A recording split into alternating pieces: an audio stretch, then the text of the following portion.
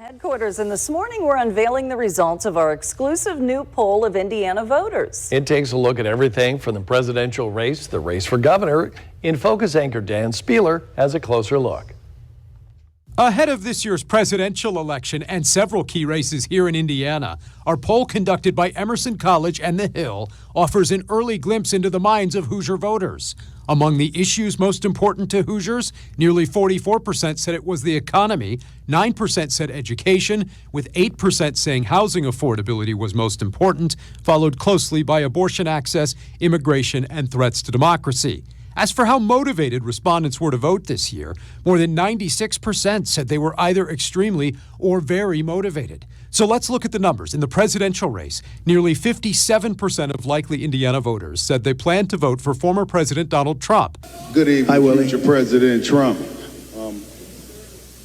I'm a local contractor in this town. He's a cool-looking guy, too. He's better looking than you. I'm a local contractor in this town, and I live here my whole life. And I'm going to tell you, I'm kind of concerned about crucial Kamala's tax increase.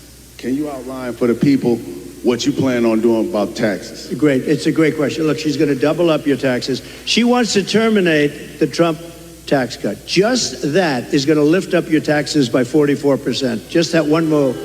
And remember, I have it so that, like, if you're a farmer or a small businessman, you have no inheritance tax.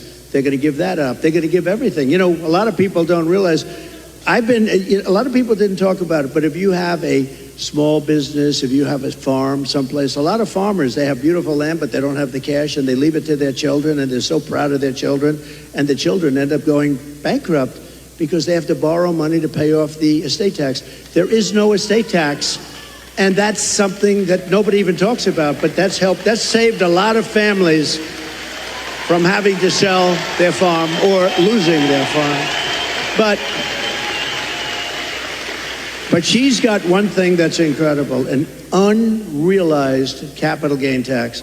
That will drive every business out of the United States. So what that is I don't know how they can possibly administer. The only ones that are going to make money are appraisers and accountants. So they're taking a business, might have not a lot of money, but it might have great land, and they're valuing it. And what was it this year compared to next year? You got to put down a value, and then you got to go out and you have to pay tax, even though you haven't sold anything. It's the craziest thing I've ever heard. And I don't know how any rich person or any person that's in business can even think of supporting her. It's the craziest thing I've ever heard. So, and they're going to raise the capital gains tax, Willie, a lot. Now, as far as regular, people are going to have to pay a lot more tax.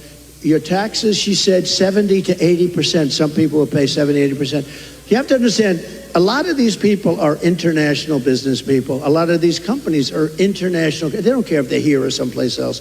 They go for the best deal. They go for their shareholders.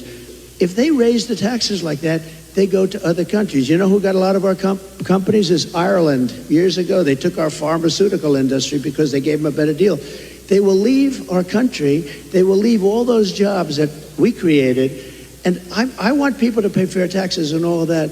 But she's going to be raising your taxes to 50, 60, 70%. And it's not sustainable. And even for the companies, if they have to pay too much, they're going to leave the country and you're not going to have any jobs. So we have to be very, very careful about it. We have to be very, very careful. And I have to tell you that this has really been an honor. This will be the most fun of any state because we're going to bring back an industry that you can do it. You know, we're going to bring back an industry. And mark my words, if for some reason some tragedy happens, because it would be a tragedy beyond the auto business for the whole country. I really believe that. If a tragedy happens and we don't win, there will be 0 car jobs, manufacturing jobs. It will all be out of here. And that includes South Carolina. That includes other places that are competitors of yours. You won't be making cars here anymore. You won't be making anything in our country anymore. We're going to bring it all back. But the one, and I say this, and I said it to another state the other night, and I said, this is not a good thing to say to another state, but I said, Michigan's going to be the most fun because you're so set up for greatness. All you need is somebody smart at the top to say, you can't flood our market with cars. You just can't do it. and headquarters.